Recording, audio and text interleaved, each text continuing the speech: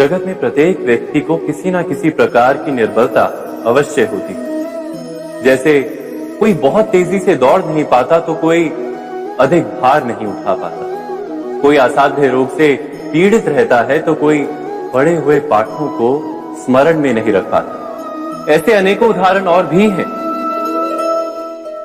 क्या आप किसी ऐसे व्यक्ति को जानते हैं जिसे सब कुछ प्राप्त हो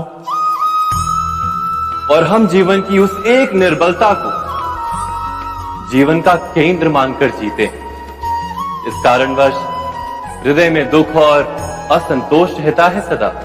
निर्बलता मनुष्य को जन्म से अथवा संजोग से प्राप्त होती है, किंतु उस निर्बलता को मनुष्य का मन अपनी मर्यादा बना लेता है।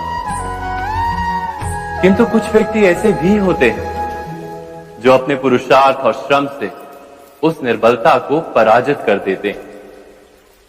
क्या भेद है उनमें और अन्य लोगों में? क्या आपने कभी विचार किया है? सरल सा उत्तर है इसका।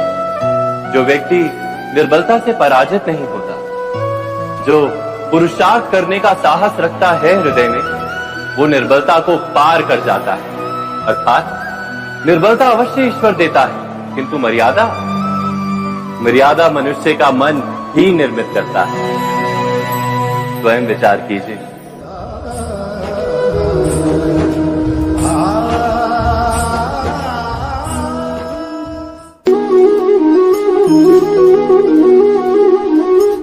भविष्य का दूसरा नाम है संघर्ष। हृदय में आज इच्छा होती है और यदि पूर्ण नहीं हो पाती तो हृदय भविष्य की योजना बनाता है। भविष्य में इच्छा पूर्ण होगी ऐसी कल्पना करता रहता है, किंतु जीवन ना तो भविष्य में है ना अतीत में।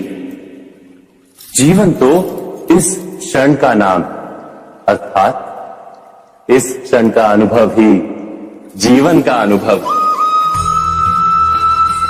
पर हम ये जानते हुए भी इतना सा सत्य समझ नहीं पाते। या तो हम बीते हुए समय के स्मरणों को घेर कर बैठे रहते, या फिर आने वाले समय के लिए हम योजनाएं बनाते रहते हैं और जीवन जीवन बीत जाता है। एक सत्य यदि हम हृदय में उतार लें कि ना हम भविष्य देख सकते हैं, ना ही भविष्य निर्मित कर सकते हैं, हम तो केवल धैर्य और साहस के साथ भविष्य को आलिंगन दे सकते हैं, स्वागत कर सकते हैं भविष्य का। तो क्या जीवन का हर पल जीवन से नहीं भर जाएगा? स्वयं विचार कीजिए।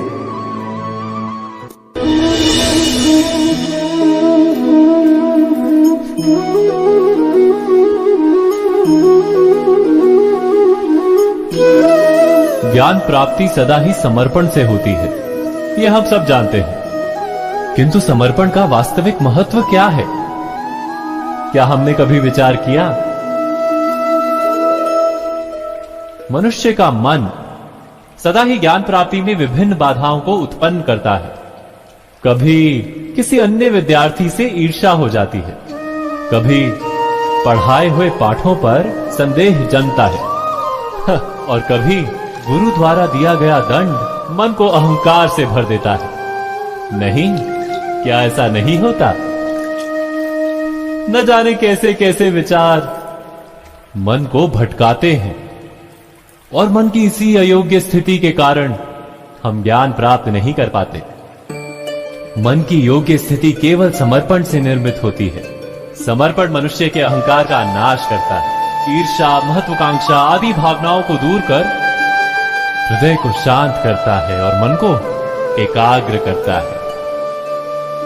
वास्तव में ईश्वर की सृष्टि में ना ज्ञान की मर्यादा है ना ज्ञानियों की। गुरु दत्तात्रेय ने तो गाय और श्वान से भी ज्ञान प्राप्त कर लिया था। अर्थात विषय ब्रह्म ज्ञान का हो या जीवन के ज्ञान का या गुरुकुल में प्राप्त होने वाले ज्ञान का, उसकी प्राप्ति के लिए गुरु से अधिक महत्व है उस गुरु के प्रति हमारा समर्पण। क्या ये सत्य नहीं?